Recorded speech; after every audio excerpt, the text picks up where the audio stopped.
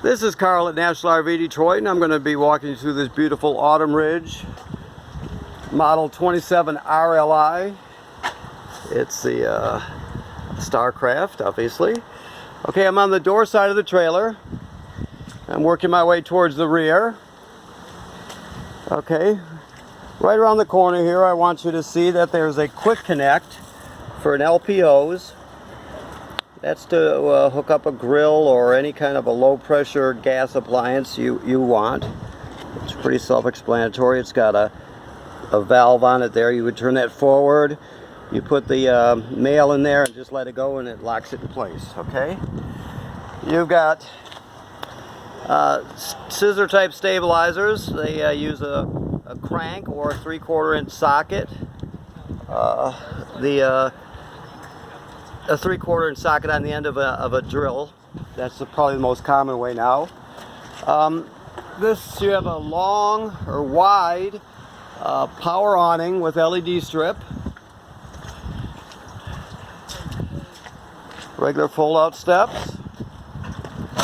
You have power out here. This for to plug in whatever you choose.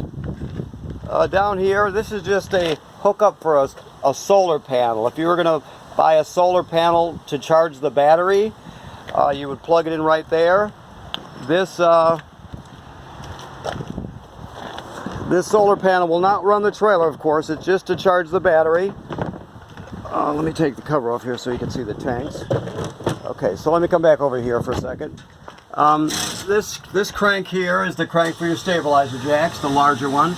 The smaller one is just in case your tongue jack fails, you can pull this plug out of the top of the power tongue jack and stick the crank on there and crank it manually.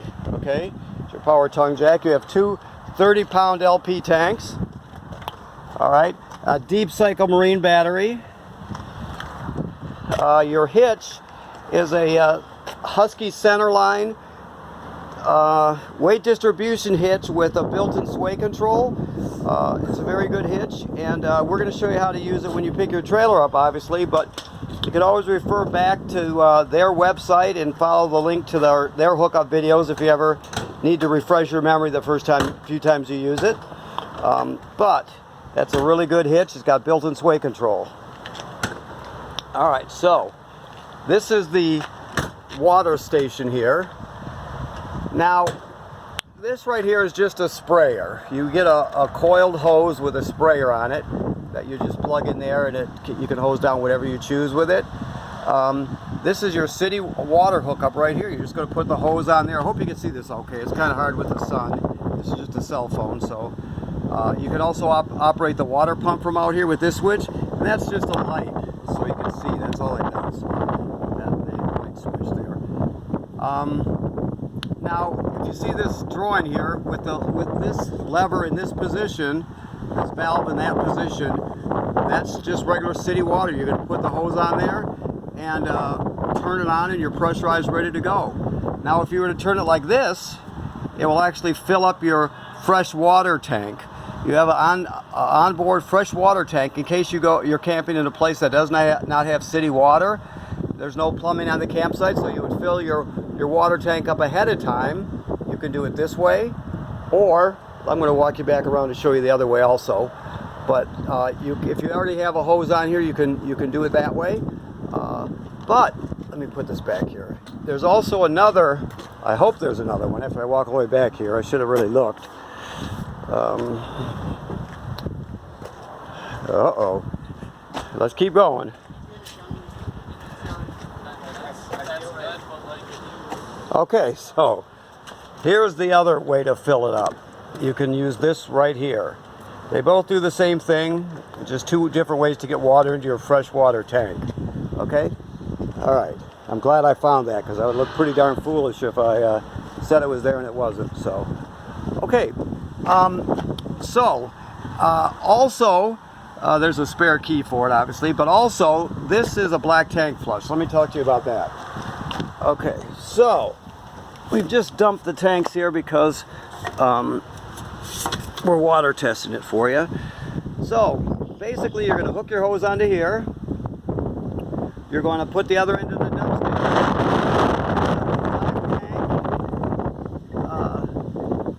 dump valve right here. The black tank holds toilet water and waste. This is the gray tank dump valve here. The gray tank holds sink and shower water. So what you're going to do is you're going to pull this one first and dump the black tank. Then after it's dumped, you're going to pull this one and dump the gray tank. You do that because the gray water obviously is cleaner than the black water. But you can, after that, you can leave the black tank valve open. You have to leave the valve open, and then you can come up here and hook your hose up to here, the hose at the dump station, and that's a black tank flush. You can see there's a sticker right there that tells you to make sure you have the valve open before you turn the water on. Anyway, you turn the water on, it'll spray the inside of the tank out and clean your tank plus your sensors off. So it's really a good thing to do. Okay, so that's how you dump your trailer. This is your water heater. I'll just show it to you. It's right now the plug is out of it, but it's because it's empty at this point. We're just testing it. Always make sure there's water in the water heater before you turn it on, electric or gas. The switches to operate it are inside the trailer, but always make sure there's water in the tank. The tank is directly behind here. Okay. Also, I'll mention to you that before you winterize it, if you do it yourself, you have to bypass the water heater. The valves are on the back of the tank inside the trailer. Basically, you'll bypass it so you don't get the antifreeze into the water tank, because it'll leave a really foul taste and a bad smell that you won't be able to get rid of. So if you don't know, you may know all this already. I don't know your level of experience, but if you do it yourself, make sure you bypass the water heater before you pump any antifreeze into it, okay? All right. So that's that. This is just a service panel for your refrigerator. This is the condensation drain line here, so you should always have it just like it is, so the condensation from the refrigerator drains to the outside. This is a vent for your range hood up here. If you see, there's a little tab right here. You can push it up and you can make this bath inside there flap freely. Okay. You would want to do that when you're running the fan. If you're running the fan in the range hood, then you would let it flap freely. Otherwise, you're going to keep it shut. When you're pulling down the road, you want it shut so it doesn't get damaged, and you'll shut it when you're not using it, period, okay? All right. You got a 25-foot cord. Oh, well, this one might be a 30. They're shipping them with 30 lately. Let's look here just to make sure. Oh, yeah, this one's 30 feet now. So it's a 30-foot, 30-amp cord. You can see right there. Excuse me. Okay, so that housing tells us this is pre-wired for a backup camera. So if you get a backup camera for it, you have to get the Furrion camera that fits in that housing, okay? We sell them here if you're interested. You can talk to our parts people, but either way, if you're going to do it, make sure you get one that fits in there. It operates when you turn on your running lights. It'll light up the camera so you can see behind you when you're backing up or when you're going down the road, or both. Also, while we're looking up, you have to remember, and this is very, very important, you've got to inspect the roof of your trailer. You have to inspect it 3 times a season at least. So you figure in the spring and in the fall, you'll go up on the roof, and then once in the middle of the summer, you'll also go up there and you'll just look around, check all the seals, make sure there's no separation starting, no cracking starting. Sometime, some year when you're up there looking, inspecting it, you're going to see that it needs to be touched up. The minute you see that, you get it taken care of. So if you can't get up there yourself, you have to send someone out there, or else take it in and get it inspected. It's very important. That's not just for this trailer, that's all trailers ever made. You have to inspect the roof. Okay, so here we are at the control panels here. We're going to send out this slide out first. Okay, so we'll just push the out button and out it goes. This is your kitchen slide, and this particular type of slide out is called a Schwinn Tech. Schwinn, like the bicycle Tech. It's owned by Lippert now, but it's still referred to as a Schwinn Tech. Okay, that's used for heavy loads. This has a refrigerator and the range and all that on it, so they use a heavier duty slide. The second one is just it's a Lippert slide also, but it just comes in over the floor. So when you send it out, basically once it gets out, it'll drop into place so it's even with the floor. There's no step up or anything like that. It'll start ratcheting when it's all the way out. As soon as you hear the ratcheting, you take your finger off the button. It does the same thing coming in. Yeah, just like that. Okay, so here we are. I'm nervous here because I'm looking to see. Oh, okay. I thought when I took the cover off the tanks, I was thinking it blew away when that gust of wind came along, but it's still sitting there, so that's good. All right, so while we're here, there's also your awning also has a switch. You extend it here. I'm not going to send it all the way out, but I'll just give you an idea so you can see it here.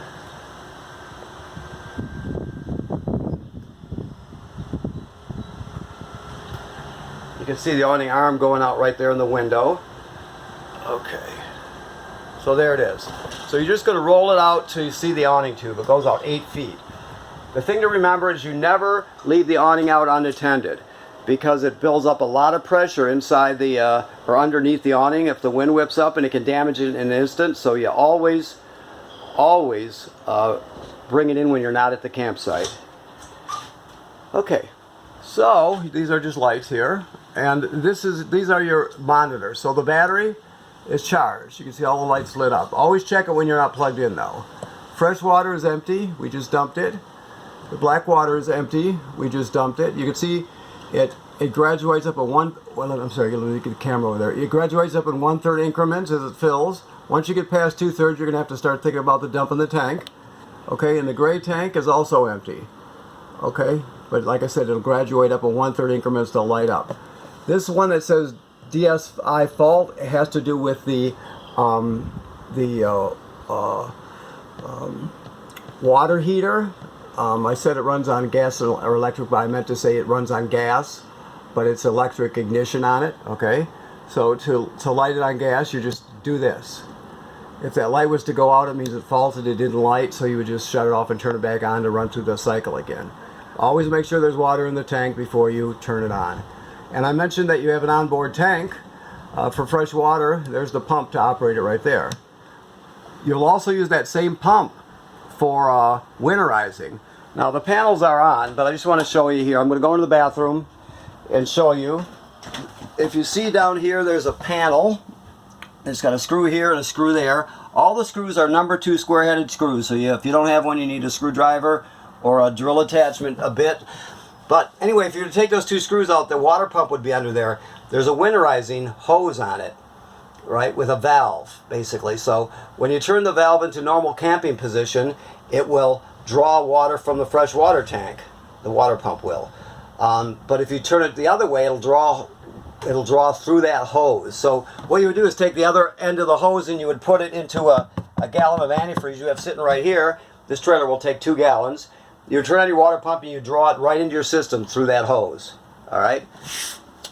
Also, I mentioned to you about bypassing this top panel here. You see there's 4 screws holding this one in, number 2 square-headed. You take those out and you'll see the back of the water heater, and you can bypass the water heater there so you don't get antifreeze into the tank. Okay. All right.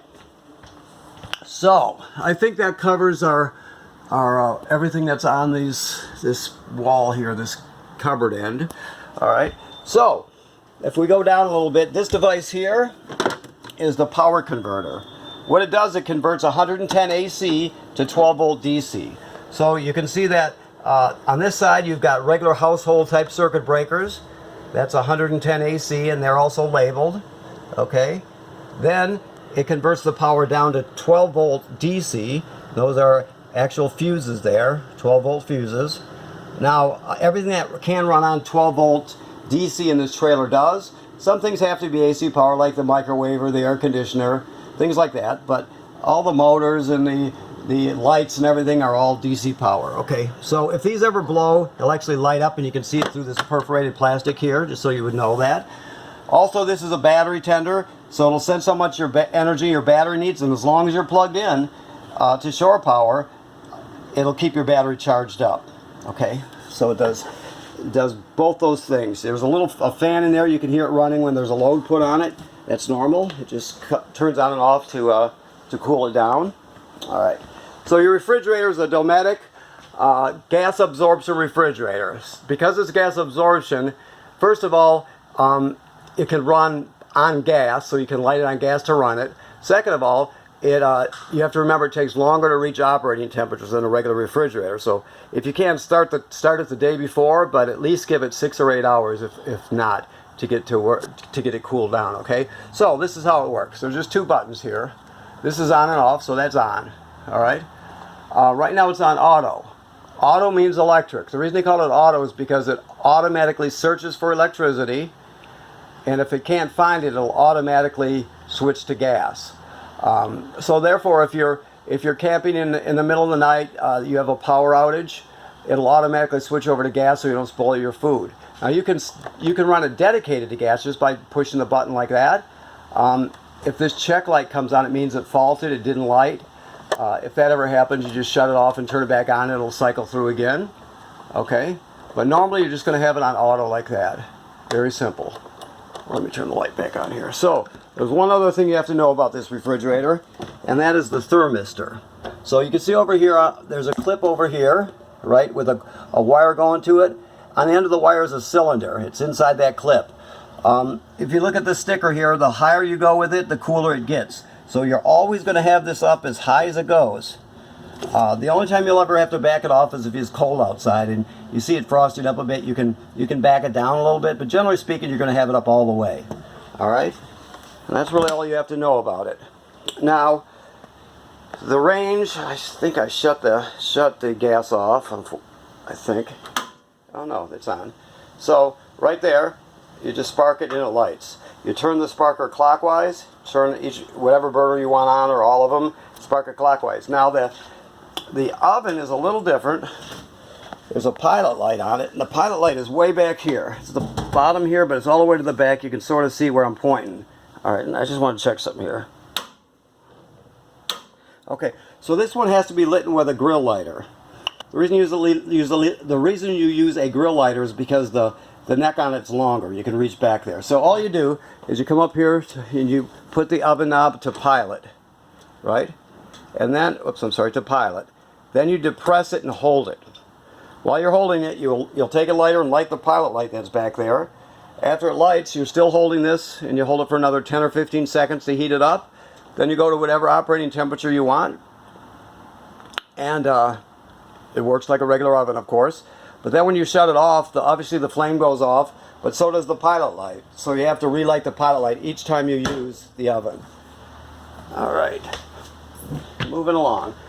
This is the range hood. Remember I told you about the baffle on the vent on the outside. If you're going to use it, you got a light here, and you've got a light here, and then you have a fan. Okay. The microwave works like any other microwave. Nothing unique about it. This is where you would put your TV. There's a backing plate here for a bracket. You would want one that swings out towards the couch a little bit so you could tilt it a little bit, I think. If you get a bracket to go there, make sure you spend the extra money and get one that locks into place when it's closed. Otherwise, you have to have straps hanging there. They're just unsightly and it's kind of a pain. But if you get one that locks into place, you just snap it back when you're stowing it to travel, and it won't be swinging out wildly while you're going down the road. This is the signal booster for your digital antenna. The reason it's red is because it's on, and if you're using the antenna, you want it on. You can shut it off, but you'll have it on if you're using the antenna, because if you don't, you get a lousy picture. It'll lock up. It'll have a lot of digital noise, that sort of thing. Okay, so your radio basically, it's a radio, but then you can stream off this USB stick right here. Put all your favorite albums on one stick and take them with you. You can hook up. Let me make sure that what I'm talking about here, because there's a DVD slot here somewhere. Is it this one down here?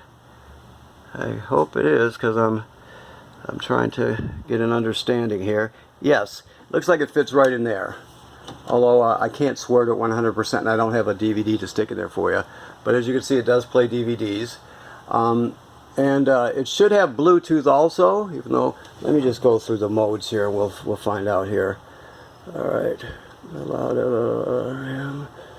mode right there. So let's see, we got auxiliary, radio, auxiliary. Well, gosh, I wish I would have researched this a bit more before I got into this. I can't stop the video right now, but I can look at the box. you know, this, of course, the model they're showing on here is a slightly different one than it's in here. But, gosh darn it. Well, I tell you what, I can tell you absolutely positively I don't know. So if it has Bluetooth or not, normally you'll see the symbol on here somewhere, but we'll have to look into that. And by the time you get here to pick it up, I can answer that question for you. I don't want to just fake my way through it. I'm a mechanic, not a salesman, so, you know, I shouldn't have said that. But either way, you can do pretty much everything you need to do with it when you're camping. So you're all set. That was a poor performance by me, but what can I tell you? This couch here folds out to a 3-panel bed. Obviously, you're going to pull these cushions loose, the 2 cushions, and put them all over a side. Then you grab it down here, and you'll fold it out, put the legs down, and then fold the back panel into place, and you got a 3-panel foam hide-a-bed, and it's not bad. It's not like the old ones used to be, where you have a bar and springs in your back. This works pretty darn good. So you have that. All the AC vents through the ceiling, of course, and all the heat comes through the floor. This device over here is your carbon monoxide and LP gas detector. So it should always be green like it is. And if it's not, you want to get it serviced. Now, if it goes off, you can do the self-test. It'll go through both tests here, and then back to green. Well, right there. So, that they tested for carbon monoxide and for LP gas. It does both. If it goes off, you're going to get everybody outside, shut the gas off at the front of the trailer, and figure out what's going on. All right. And if it's not green, you want to get it serviced, okay? Because it's very, very important. Okay, so you can also, you have theater seats here, obviously, but you also can pull the poles out of the bottom of this tabletop, set the tabletop onto these cleats. There's 4 of them. Use the back cushions to fill it in, and you've got another bed there. All right, so the sink and shower work like any other sink and shower. You got a vent up there. You always want to run the vent when you're using the shower to pull the humidity out. This GFCI, all the plugs will be wired through a GFCI, even the one on the outside. So if you're using a coffee pot or something outside and it was to pop, you're going to reset it in here. The toilet, the bottom line with the toilet is you can't run it dry. Let me find the pedal here. So right down here, below it is the black tank, directly below it. So there's no water hooked up right now, so normally it would be swirling out when I stepped on the pedal. But the bottom line is you can't run it dry or without chemicals. So you'll pull into the campsite, you'll hook up your water, you'll hook up your power, then you'll come in here and you'll put the chemical right in there, whatever dose of the chemical is you're using. You have to read the directions. Then you'll step on the pedal and hold it. So it'll wash the chemical into the black tank, it'll be swirling down there. You put about 1 gallon of water in there, 2 gallons tops. There's no way to tell that by looking at a monitor panel. You just use common sense. Oh, that's about 1 gallon. The bottom line is you can't run it dry or without chemicals. So you have to start it off with some chemical and some water. If you're going to stay at the same campsite and let's say you had to dump the black tank because it was full and you're still going to stay another week, after you dump the black tank, you'd come back in here and repeat the procedure. You'd put the chemical in there, step on the pedal, and put about 1 gallon or 2 of water in there. All right. Also, when you flush it, it'll only fill about up to here. So there's a spot here, I don't know if you can see because I just got a phone here, but right there you can work the pedal without the trap opening. When you do that, it activates the water valve, so you can fill it as full as you want before you use it. You just have to do that each time. All right. I know the bedspread's all messed up, but like I said, we're still in process here. All right, so this is an emergency window. There's 2 things to tell you. First of all, one about the blind. Okay. These blinds, after you use them a while, sometimes they'll tend to fall down and they won't stay into place. The thing to remember is the tighter this line is here, this tension line, the tighter the shade will be. So if you're out west somewhere, let's say, and it just keeps falling down, it won't stay up, you don't have to make a service appointment. You just have to basically pull this line through here, through this spool, tighten it up about 3/8 to a 1/2 inch, tie another knot in it so it's a little bit shorter, a little bit tighter, and that'll solve your problem. All right. The other thing I want to show you is the escape window for emergencies. This pushes through, and you could push it all the way through. So if you need to escape, you would do that, and then you would just grab this red tab and pull the screen out, and out you go. Just in case you have to escape and there's some kind of an emergency happening.